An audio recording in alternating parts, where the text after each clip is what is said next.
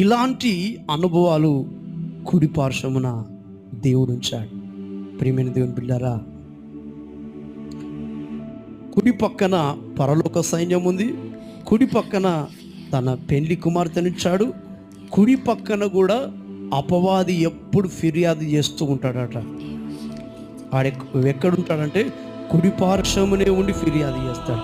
ఏ విశ్వాస అయితే నమ్మకంగా ఎదగాలని చూస్తాడు, ఏ విశ్వాస అయితే భక్తులు ఎదగాలని చూస్తాడు, ఏ విశ్వాస అయితే ఆత్మీయంగా దేవుని కొరకు రోషంగా బ్రతకాలని చూస్తాడో ఆ విశ్వాసినే, ఆ వ్యక్తినే టార్గెట్ చేస్తాడు.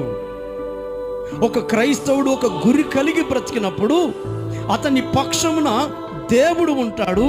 దేవునితో పాటు అక్కడ అపవాది కూడా ఫిర్యాదై వాని మీద నేరారోపణ చేస్తుంది. అయినప్పటికీ కూడా నీ పక్షమున దేవుడు ఉన్నాడు గనక అపవాదిని ఓడిస్తాడు.